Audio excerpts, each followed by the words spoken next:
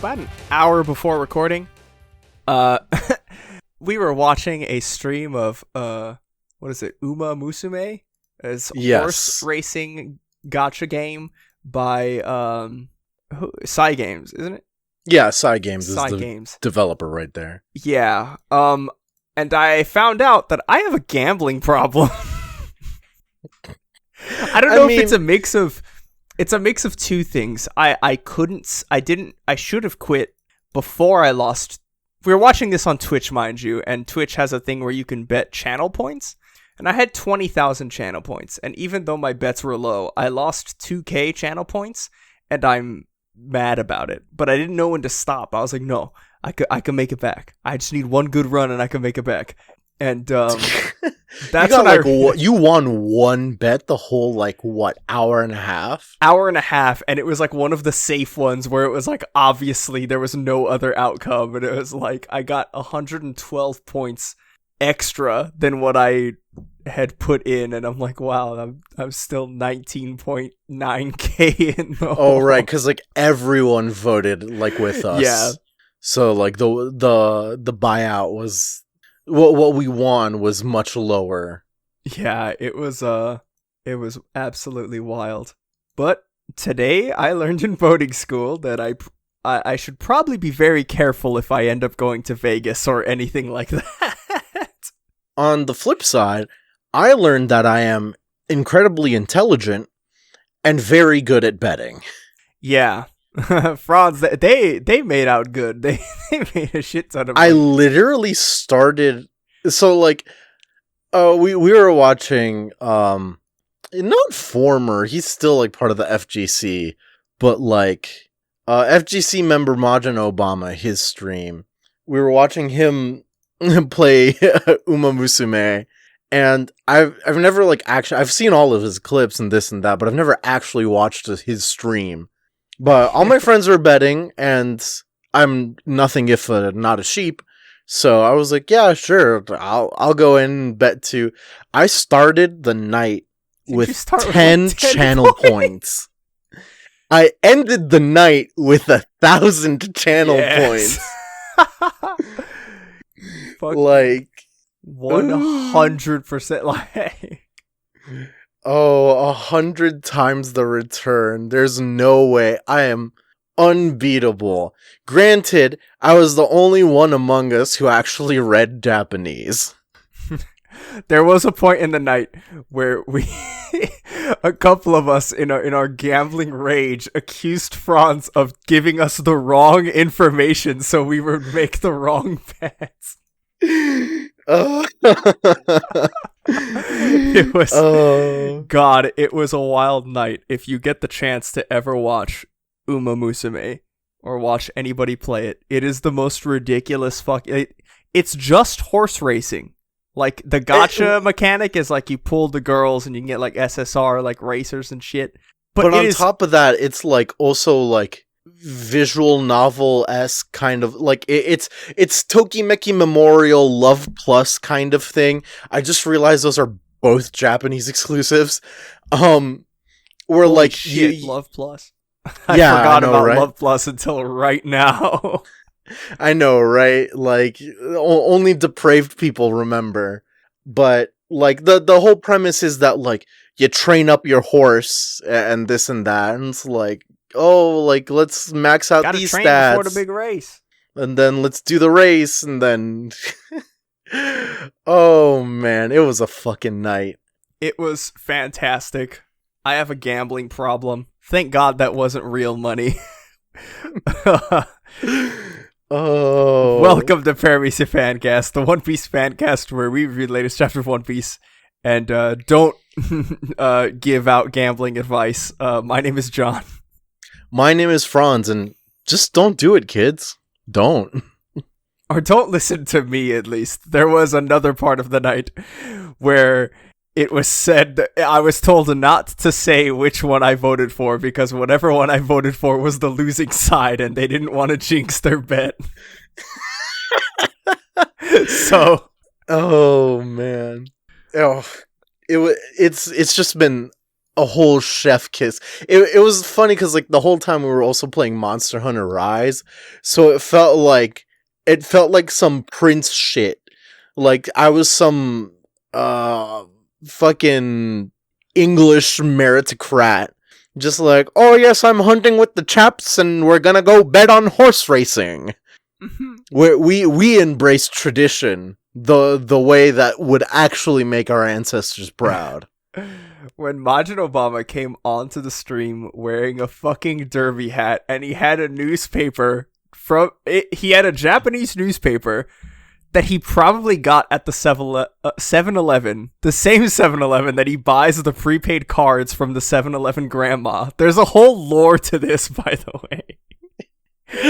He had a newspaper with, I assume, recent horse racing like statistics, and it must be, yeah, because every time he did a race, he was like, okay, what's the paper say? What are the people thinking?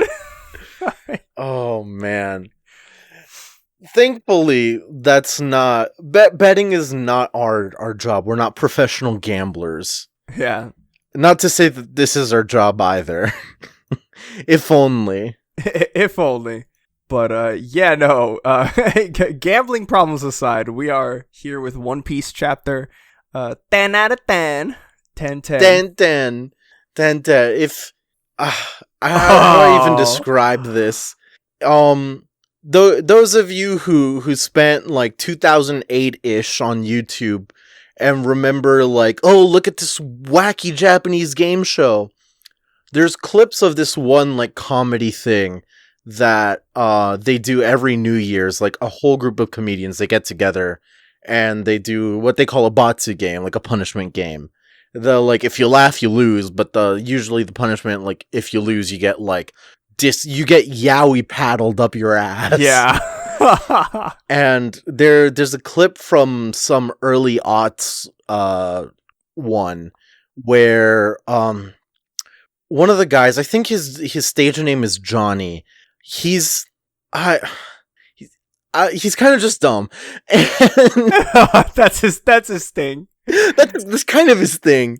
He's like the dumb guy that's like, you can't stop loving him. Except I put I have all of these comedians an arm's length away because they did like blackface like 2-3 years ago or something. Jesus Christ! I thought you were about to say like 2 days ago. I was like, whoa. No. They don't. Still incredibly recent. I think I was watching that New Year's thing. I was like, what? Like. The racism aside, Johnny, why? There was one thing where like they recorded Johnny reading off things in English. In English, and he was like trying to pronounce like the state of Massachusetts, which in Japanese state is shu, and so it becomes Massachusetts-shu. And so he's like sitting there like struggling with that. But that's not the one that like I'm thinking of. The one we're thinking of. There's another one that's like that where it's like some idol who's just like sitting there and like she doesn't. No, wait, is it the same one? No, it was him because he was reading stuff in English and then they had him start counting. Yes. And he counted and he was like 1, 2, 3, and he got all the way to 19. He's like 19, and then he kind of stopped, and he didn't know how to say 20. And so he went 10, 10, 10, 10, 1, 10, 10, 2, 10, 10, 3. Kept going. And I think he went to like 50 or something. After 20, 30, 40, 50, and 60 he got. And then he didn't know 70. And so then once at 70, he holds his hands out to count his fingers, and he starts going 10, 10, 10, 10, 10, 10, 10, 1, 10, 10, 10, 10, 10, 10, 10, 2. And that's when like the whole room loses. And then you get like the whole like brigade of like yaoi paddle users. Yeah, the entire room got yaoi paddled like into oblivion. Oh man, what a good clip. So here we are with chapter 1010. Color of the Supreme King. Oh, when I read that title, I knew I was gonna like the way I look. Yeah, I knew I was in for some shit. I knew I was in for a good time. Like, you can't name a title something as sick and edgy as this and expect me not to be like, oh shit, here it comes. Like, I know that a lot of us, and like John and I still use like hockey, but like a power system that's just called color of something, but it's not even like such esoteric terms. Yeah. It kind of goes hard, man. Yeah. It kind of goes really fucking hard. Like, color of the Supreme King. Ooh. It's so good. Like, okay, reading that title, my face is Arabian in this cover story. Like, just looking up, tears in my eyes, just, yes, thank you. Like, thank you, Oda. Bless your soul. Oda being the fucking gangster blob that's dropping teardrops in my eye. Oh god, yeah. This entire chapter is just hype as hell, and you already know what it's about primarily. But the reader request is by Matsu, and it says putting eye drops in her eyes. And it's Pudding and all of the homies putting eye drops in all of their eyes. And it's just so cute. Except for Arabian, because he doesn't have hands. Because he doesn't have hands, so he's getting waterboarded by this other guy. Oh. Or no, what's that? The water torture where like they drip the water on you and you just go insane. Yeah, the Chinese water torture. That's what he's doing to Arabia. Jesus Christ. For those who don't understand, mind you, it's not like I really understand, but from some things that I've read, and like, mind you, this is like historic precedence, like not even like Japan has a real problem with pseudoscience, but ocular diseases are kind of prominent in Japan. Glaucoma is like a huge issue. And like a lot of Japanese people have like astigmatism, like the whole spectrum of like not so bad to really bad when it comes to eye stuff. Japanese people got it.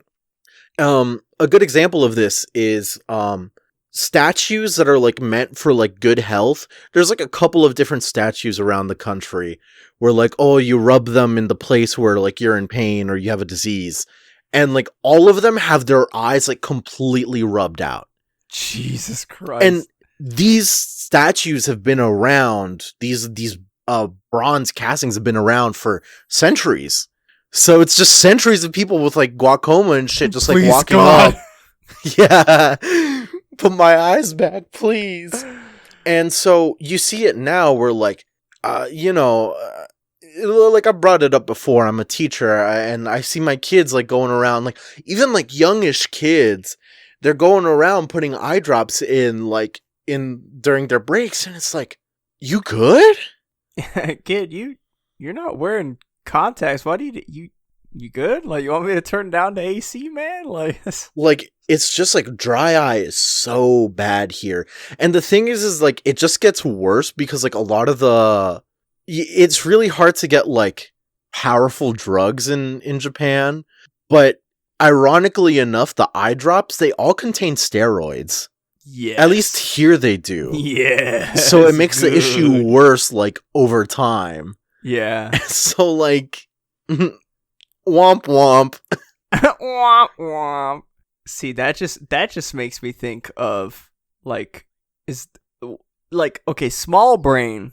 That's why there's like a big focus on like eyeballs in anime, why they want to make cool eyes. That's small brain. Big brain, that historic precedent that you just told me is the entire reason behind the creation of the Exceed Monster Yu-Gi-Oh card Big Eye, who was rank 8, and once he hit the field, he could steal another monster.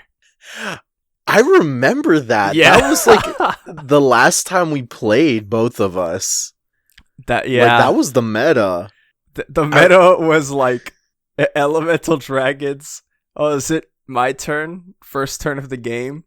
Yeah. I I end my turn with a 7-star Exceed with 2 tokens on the field, and you can't destroy anything on my side because I have tokens. Here's Draco Seed. Oh, I summoned some more things. Yeah. Here's Big Eye. Oh, here's Blackluster Soldier. And I activate my magic card Friendship, shake my fucking hand. Oh my god. Dude, Yu-Gi-Oh! Off Meta is still so good. Oh man. We open up the chapter though with Big Mom falling, and like you can see the fear in her eyes, calling for Zeus, help me, and like Zeus trapped in the box, much like the hot guy from Jujutsu Kaisen. In the cube, Mama, what's happening? Cube. The time cube. The game cube. Project Dolphin, Zeus is trapped in the development hell. He's trapped in the GameCube dev kit. And so he can't get to Big Mom. And despite it all, despite being just completely diced up, Prometheus makes his way trying to save Big Mom. He's struggling for it, and Zoro's struggling to cut him up too. He is like coughing up blood, and like his bones are like cracking. Like he is not doing okay. Yeah, this man's dying. Yeah, and even Law, even Law is sharing our sentiment. He's like, how is he still fighting? That last attack he took could have shattered every bone in his body. Law, replace could have with definitely did shatter every bone in his body. This man is functioning only on sheer will. Which is actually...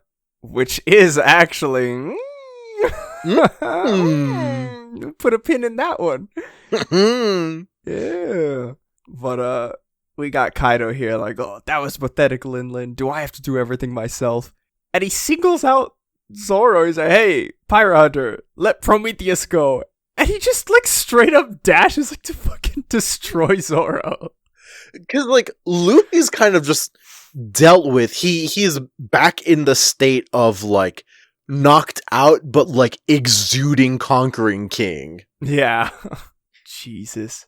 It is absolutely wild, but Zoro, as he's about to get what I assume would be pummeled to death, he pops out of existence, and Law uses the room to, like, shuffle him around, and Law hits Kaido with injection shot, like, into the neck. Like, I'm assuming below his fucking, like, it's, like, right there underneath his neck, like, stabs him straight up. Yeah, like, right at the clavicle, basically. Yeah. Man, Kaido's getting messed up. He's like coughing. He starts coughing up blood. He's like, "Oh, those powers of yours, really throw me off, Trafalgar." And he still gets him, despite how squirrely Law can be. But I remember reading this earlier this morning and just being like, because Law does injection shot antibacterial curtain. I was like, I need some of that in me. Give me that. Yeah, I don't think it like plays a role, at least in this chapter, but because the move is called injection shot. So I'm like, did he actually like put something in Kaido? You know, I guess it's like up to debate of like whether or not it's contingent on whether or not Law can actually pierce through Kaido's skin. Yeah, that's true. They did make a big old stink about that, and it comes into play later, so probably not, but it's probably just cool edgelord doctor attack from Law. Yeah, before he gets wiped out of existence himself. Yeah, he gets sent flying. Yeah, he's kind of done for at the moment, and Prometheus gets his way down. He takes Napoleon for a ride too, going after Big Mom. And Zoro, again, still dying, calls to Law, says, that flame's gonna go save Big Mom now.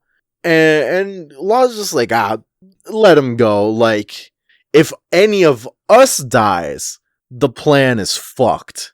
So I'm glad, like, with Luffy out of the equation, they're keeping a level head about all of this. Yeah. Level enough until Kid and Killer are like, oh, the point was to separate them. No need to take it too far. We'll deal with Big Mom. Like, they're just gonna go murder Big Mom. No, well, I will say, Killer did say, ironically enough, Killer did say, let's not take it too far. So they're not going to murder Big Mom, but Just maim and eviscerate? Yeah. The step right before murder. That's on the table. Yeah. That's still everything before murder is still on the table.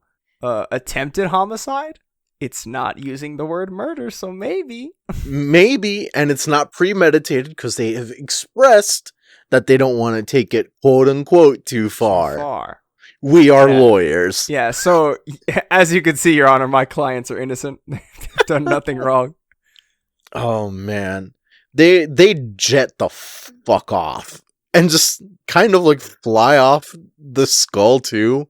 And turn of the page, Big Mom's safe on top of Prometheus. She's just like, oh, woo, and we see like how the sea is churning right below her.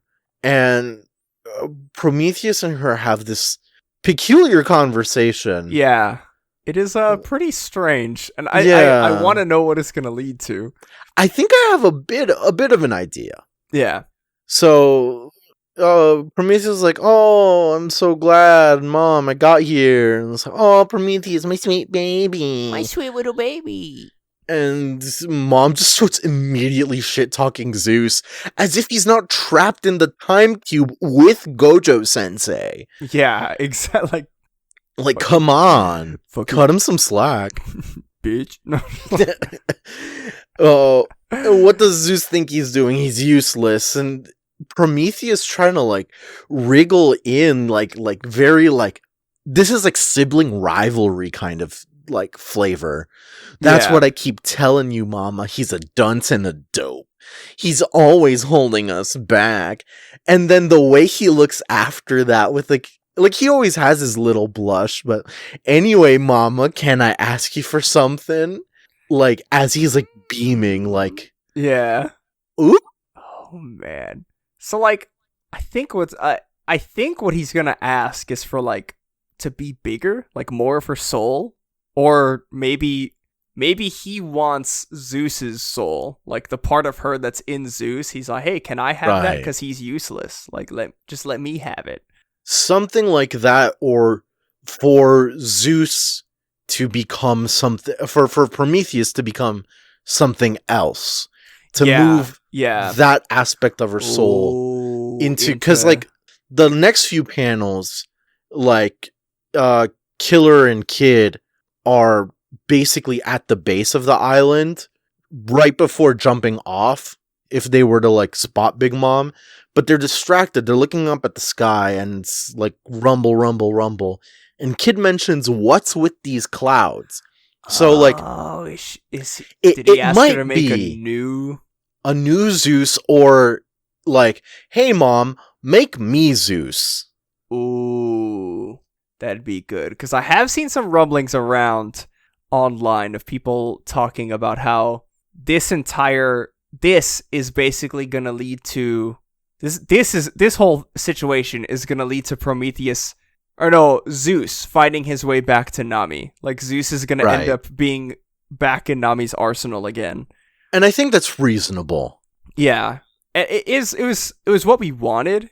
But it was just, at least for me, it was just a matter of, well, how, like, cause Zeus went back to Big Mom when we got to Onigashima, so how are they gonna separate? Like, is he just gonna, like, get stolen again, or what's gonna happen? But I do like the way Oda's setting this up. Like, oh, like, Big Mom is just, like, throwing him away and, like, making a new one. Like, yeah, they're kind of just, like, they've been shitting on him since Whole Cake Island. Yeah. And it would make sense, like, especially after berating him, trying to, like, push Mom to do something else. But here's the thing, like, so... her fruit is like soul manipulation. Yeah. Like, but what would happen if she separates her soul too much. Yeah. You know, because the only ones we know that have her soul in particular are the three that are with her: Zeus, Prometheus, and Napoleon. Exactly. And it's like, if Prometheus is just like, hey, can we have more, can I have a better, bigger brother? If they split her too much, like, what could possibly, what's the downside of this? What's the damage? What are we looking at? Because, like, at some point, theoretically, Mom could stop existing, but... The ship of Odysseus. Basically, yeah, the pieces are all there. But, like, is the soul separate from the body? It is in One Piece, because Brook is an example of that. The soul is separate from the body. So, could Big Mom forego her corporeal form? Oh, no. Oh, no. To the point of actually becoming a natural disaster. Big Mom, big God. You know, yeah, it could be, because we had talked about, okay, like, what if she makes the giant skull of Onigashima a fucking homie? Like, is that possible with her power set? But we didn't stop to realize, like, well, what if she just, like, puts herself, like, what? And you're right, like, technically, couldn't she just do that? Couldn't she just, like, put herself into something and, like, new body? Or, like, even more so than that, like, did she succeed in stealing the whole gene mutation from the Germa? Or did that not, like, actually happen? No, she was going to take them when she had them captured. She was going to kill them and take their ship, but then they left with their snail ships and everything when Sanji broke them out. So she didn't get a hold of their technology, like, at all, as far as I know. Because, like, the Germa are lab grown, so it wouldn't be too far-fetched to be like, they could clone. So she's could have literally going to get, like, vision. Yeah, if she succeeded in absorbing the Germa, she could have just had infinite... she could just, like, Kage Bunshin no Jutsu and just put her soul into the meat sacks that represent her. But they would have no soul, but, like, I want to move on. Actually, thinking deeply into this, I am very deeply uncomfortable and would like to move on. I have scared myself. I'm just imagining the first episode of Naruto when he uses Kage Bunshin no Jutsu and there's, like, 1,000 of him, like, surrounding that guy. Just that, but, like, 1,000 Big Mom. I mean, it is in some way related to her, like, dream, kind of like if she were to spread out more, she would be able to, like, spread her kingdom and then have, like, all races under one kingdom. If that's her secret plan. She wants all of the races to sit down and have a tea party, because she's then going to lock them in chairs and forcefully take their bodies with her soul powers. Okay, we cut over to Kaido. And he's just like, he's laughing, like, whoa, no. Just look at Straw Hat's face. He did that before, too. Even while unconscious, he still stares me down. And we can see, literally, just like you said, just like when Luffy got hit by Kaido in, like, all the way in Act 1. Like, dude, yeah. It's been so long. It's been a while, dude. But Luffy's eyes are, like, completely blank, but he is just staring straight at Kaido.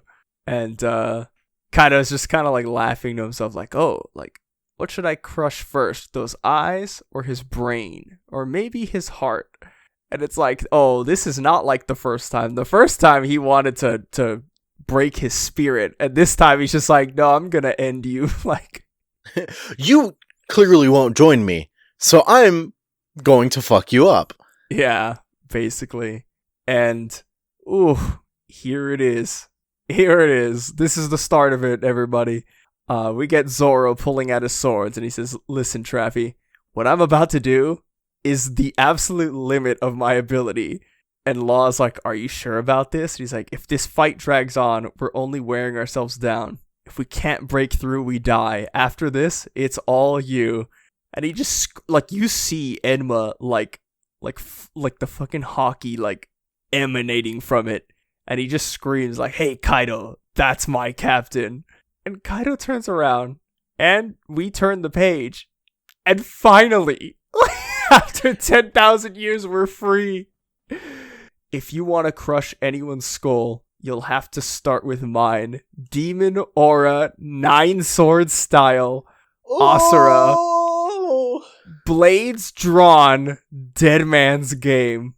The longest technique name I think that Zoro's had to date. Like, yeah, there's like 5 qualifiers in this whole thing. Jesus, but that first panel of seeing the 9 swords.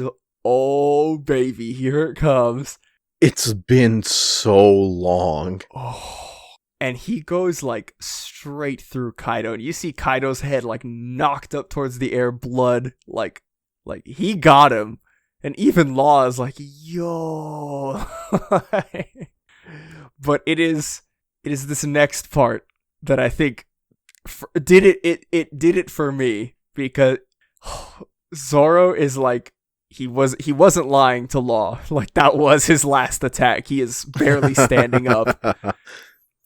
And Kaido, you could see his chest, just like a line where he got cut, just bleeding. And he says, damn it, boy. Don't tell me you can use the collar of the Supreme King too.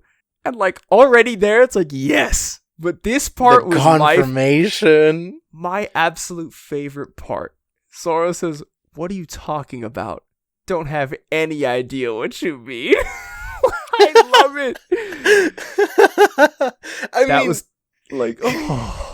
He doesn't even know. I don't think he like truly knows what armament Haki is, because like he knows what the whole black blade is.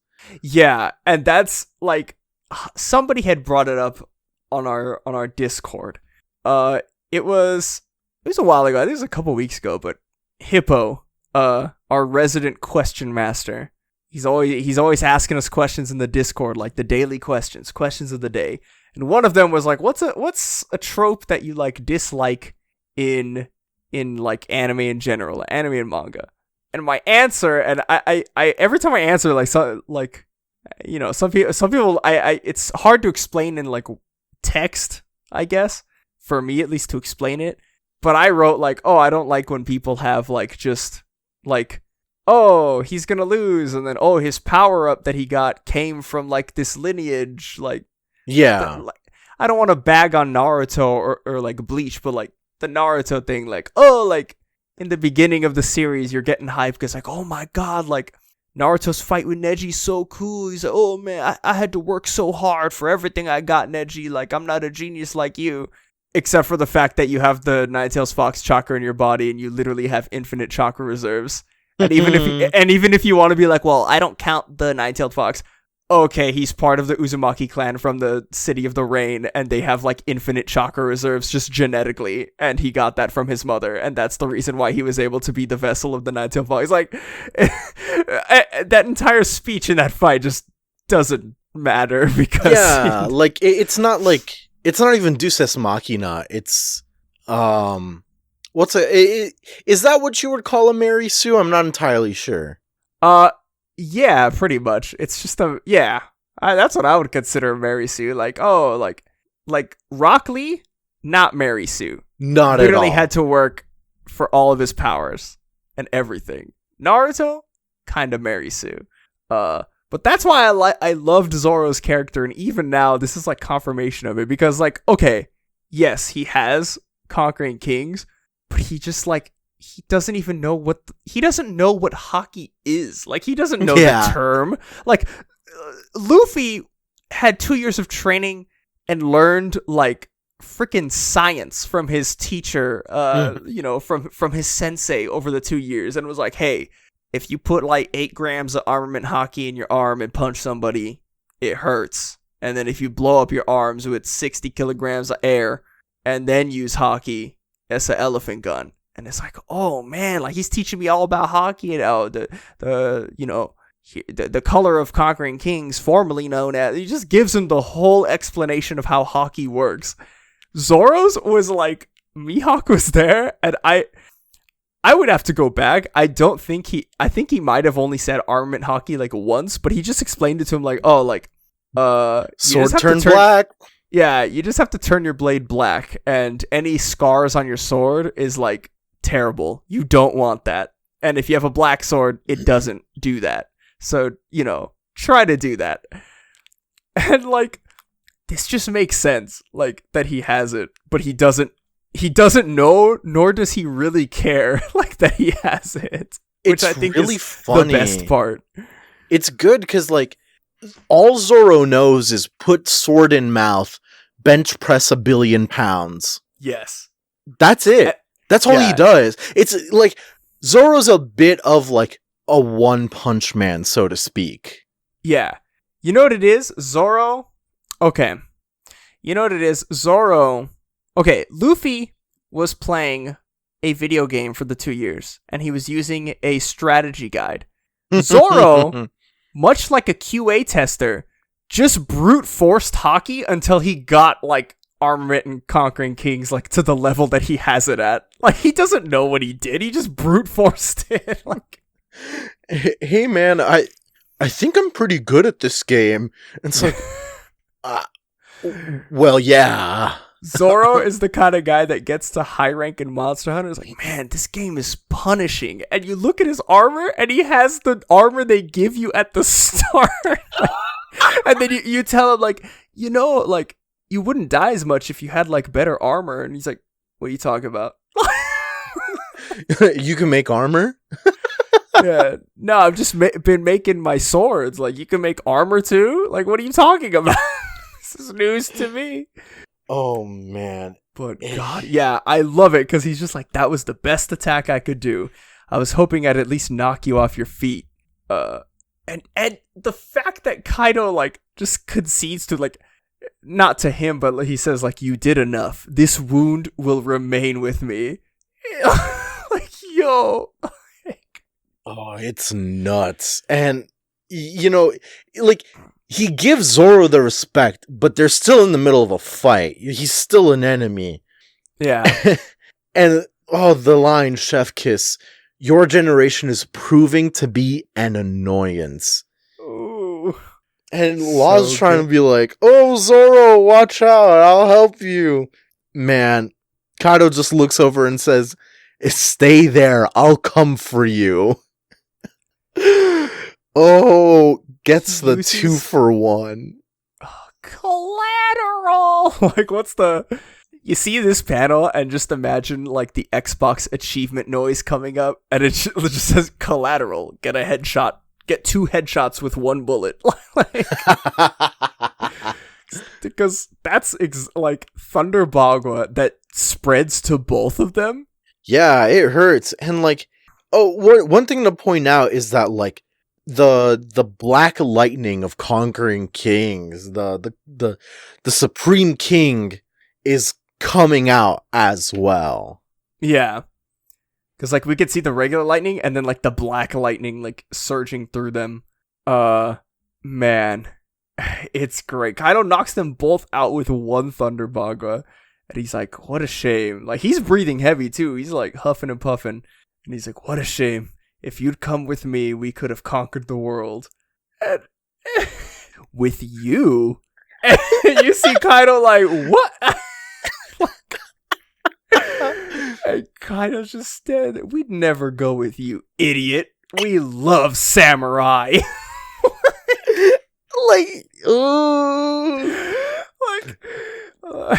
I don't know why. When I read this the first time, I was laughing at this panel just because, like, we love the samurai. It's like, I know he's talking about like Kinemon and all them, but like He we'd sounds never like go such a with you. fucking We weeb. love anime. I have the power of anime and God on my side. Yeah. Oh god. But this next part, we get not a flashback to Rayleigh, but a flashback to his second sensei, Hyogoro. And everything that Hyogoro said is all starting to make sense to Luffy and to us as the viewer, because like the realization comes now. And he's like, the haki you wield penetrates and destroys the enemy from the inside. Do not overstress. You must allow the haki to flow into your fist. And he's like, it was still too shallow, Luffy says to himself. And he's like, it is in the midst of danger that power truly blossoms. Hyogoro's like screaming at him. And he says, but after taking that hit from your club, I finally figured it out. You can infuse things with Supreme King Haki, can't you? And Kaido just starts laughing. Only a handful of the very strongest can. Not a dead man walking.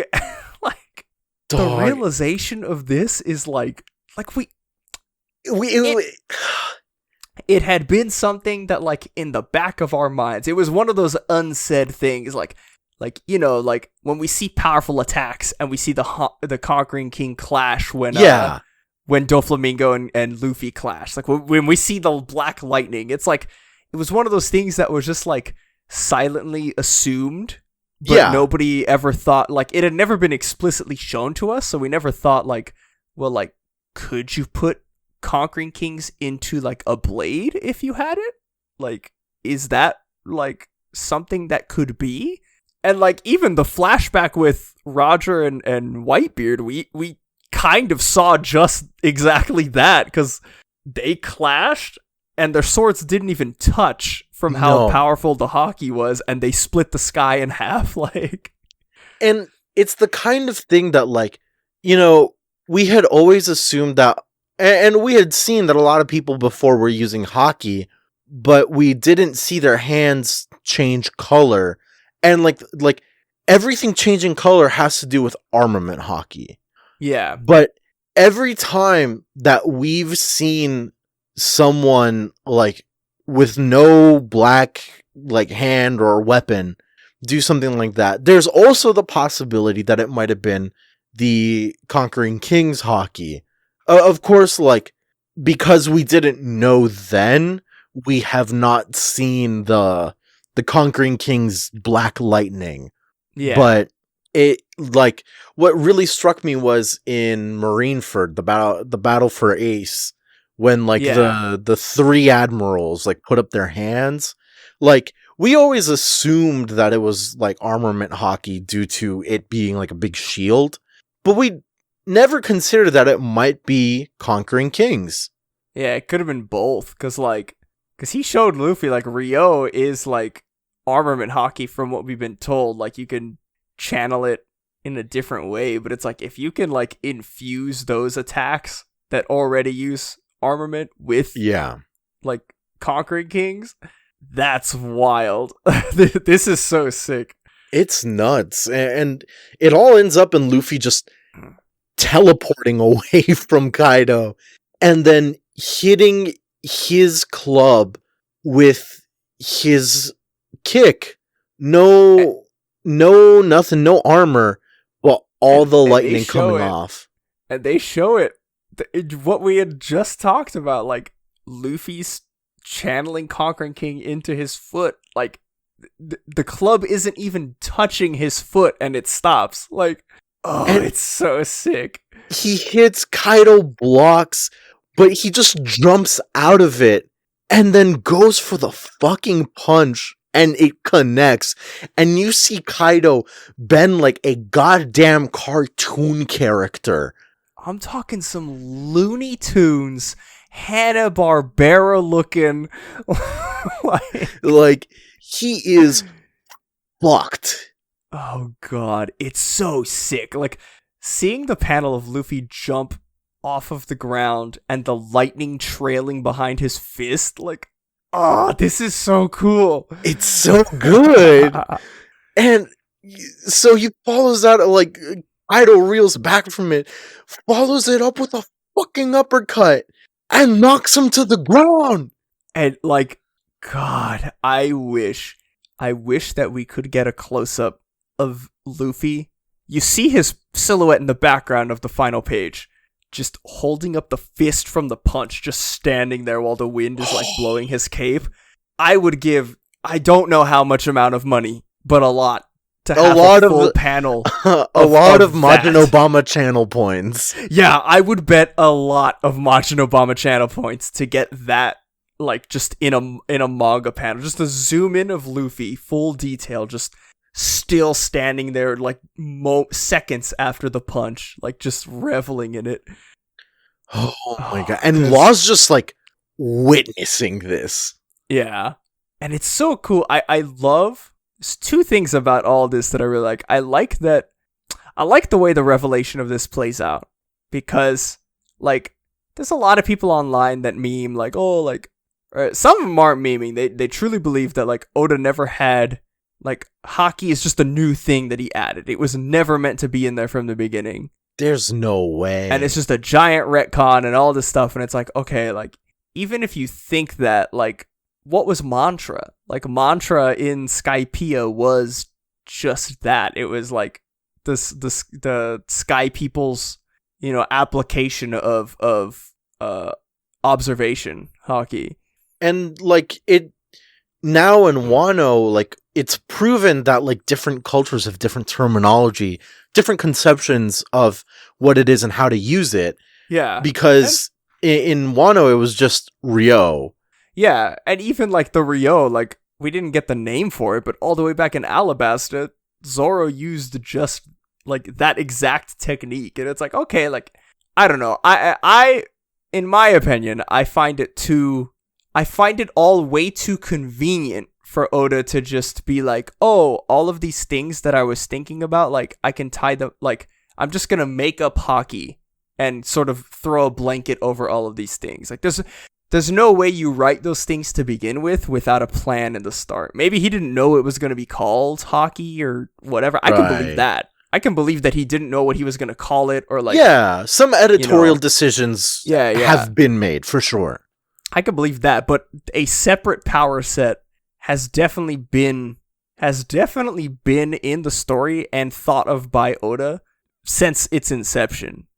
And you can see it because the way he handles Haki in the story, we learn about Haki at the same pace and time as Luffy does.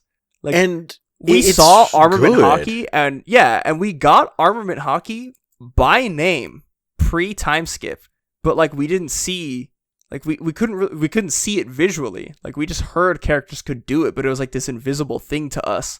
And it was only after Luffy took the 2-year training course with Rayleigh and came back and had sort of, you know, gotten proficient with it that we were able to see him and other people, you know, turn their arms black. And it's like, I'm not saying like, okay, was everybody turning their arms black before we just didn't see it? Like, no, but now we're giving a visual like, okay, like Luffy knows what Haki is and now he can utilize it, and this is what it looks like. And it's the same thing with like observation. Like we were, you know, Future Sight, we were told about that entire thing, and when Luffy learns it is when we're able to see it put to its ultimate use in the Katakuri fight. We're able to see the use and limitations of it, because we can see like, oh, like he can see into the future, but once he avoids that future, he doesn't know what the new future is, and that's when you can attack him. And that's what Luffy's Snake Man took advantage of.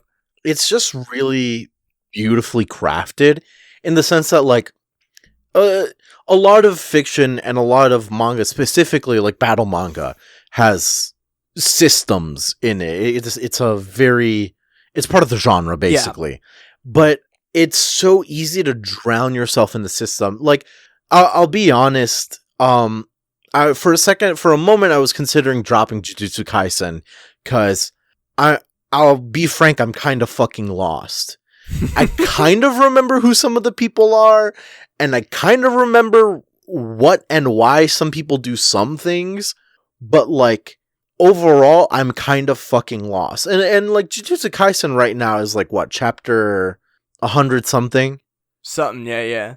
But like, One Piece, I will say that Haki is very complex because the use case for it is much more flexible than we could ever have imagined well before, right? No, for sure.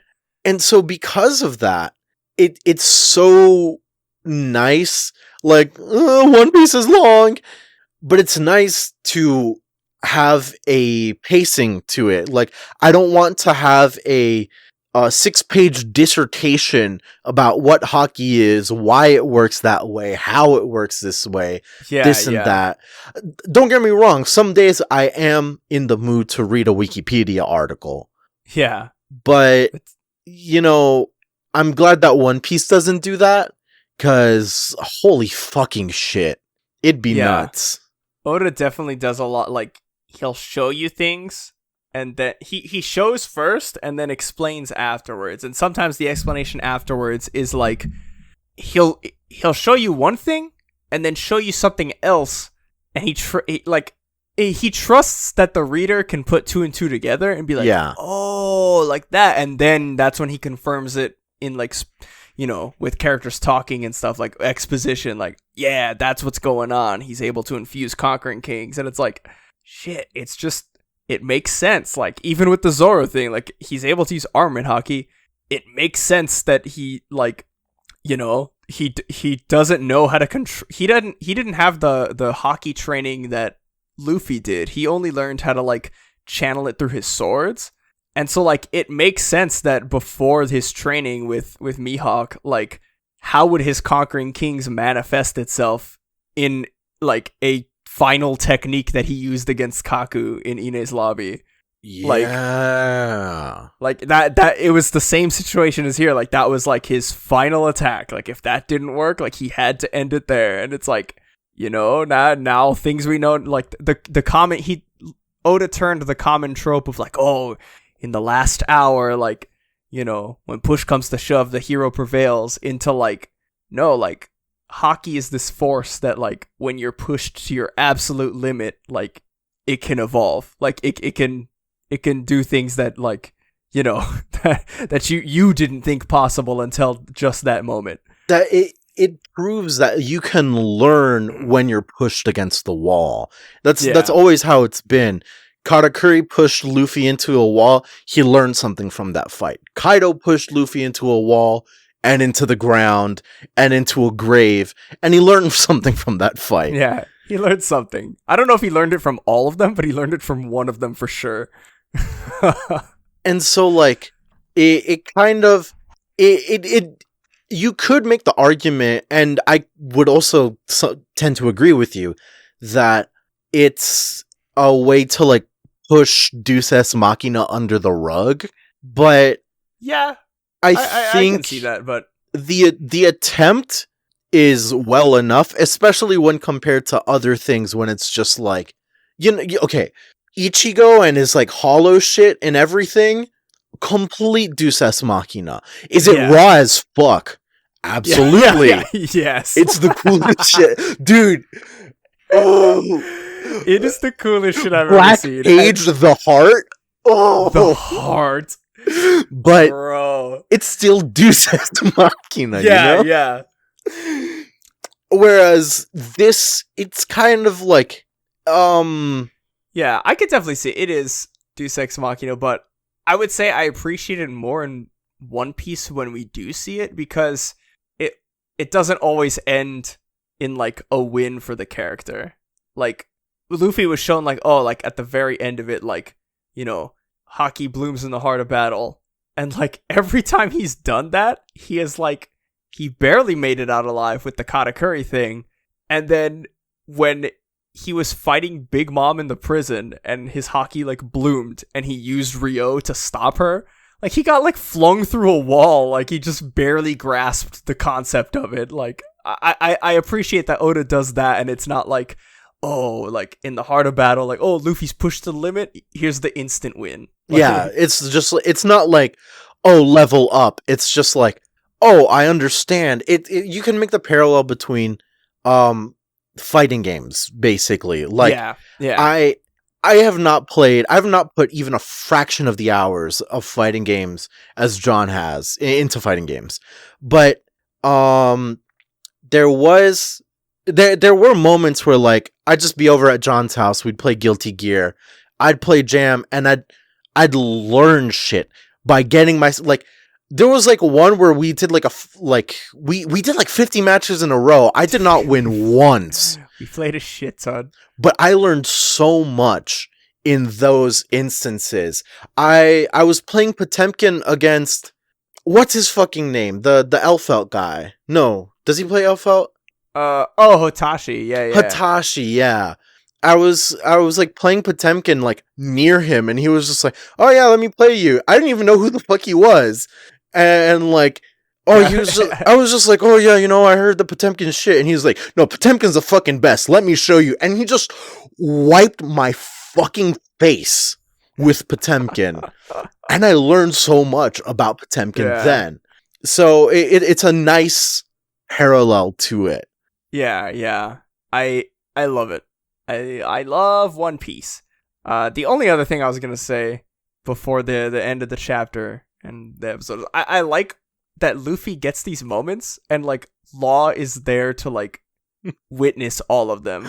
Yeah, because I loved when Law like first saw and confirmed like when he stopped Doflamingo from crushing Law's skull in, like when Law escaped that, like he saw him and Doflamingo clashing, and he was like so you did have it. So like this entire time, like what I thought was true, you did have Conquering Kings Haki. Like you're one of them.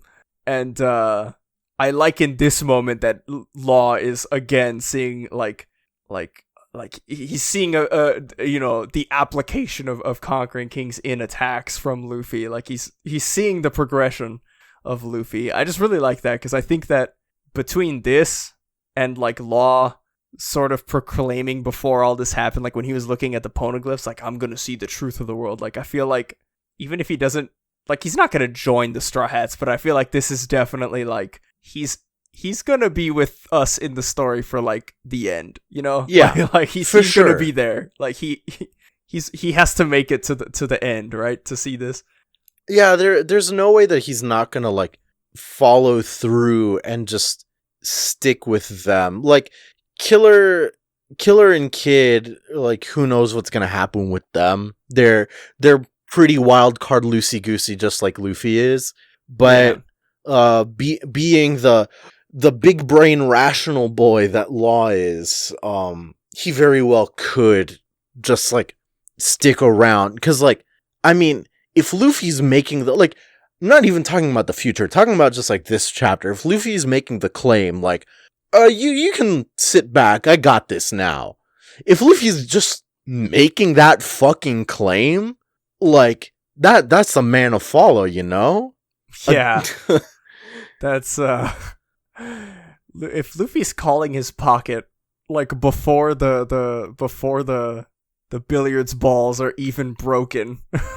like this literally is a situation of like Kaido has like 7 balls in and he's waiting for the 8 ball, and Luffy got none of them in, and then Luffy just suddenly decides like, yeah, I'm gonna call back left.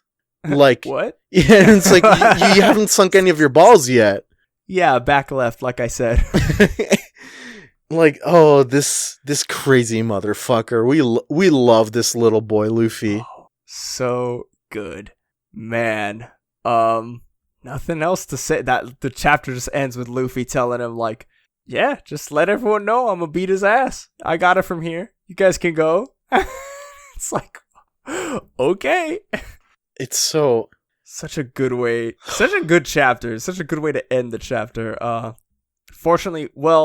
Unfortunately, but also fortunately for you guys, we are on break next week, which means we'll probably have something fun for you guys. Yeah, we'll line something up. Yeah. But in the meantime, you can follow us on all of our social media. We are at Paramecia Cast on Twitter, Paramecia Fancast everywhere else. Episodes go up every single week on parameciafancast.libsyn.com, and as soon as they're uploaded to Libsyn, they're sent to every single podcatcher available. A good way to know if they're up is on our Twitter. If you follow our Twitter, there's a initial tweet that gets automatically sent out, and it usually goes up like Monday at like 5 a.m. when I upload the episode. Yeah. As soon as that like prototype tweet gets sent out, it's up on our Libsyn and it's sent everywhere else. Spotify, iTunes, Google Play, Amazon Music, all of them. All of them. It's the up ones we everywhere. don't know about, they're there too, probably. Yeah. What else? The Discord. We mentioned it like every episode. Please follow the Discord. Join us. Paramecia Flower Capitals, the Discord, the invite link, the permanent invite link is in our pinned tweet and the description of our Twitter, and also in our YouTube description boxes on each video, and it's also on our Facebook. It's everywhere. Yeah. If you go to a social media that we are on and you look at the description of our page, the permanent link is there.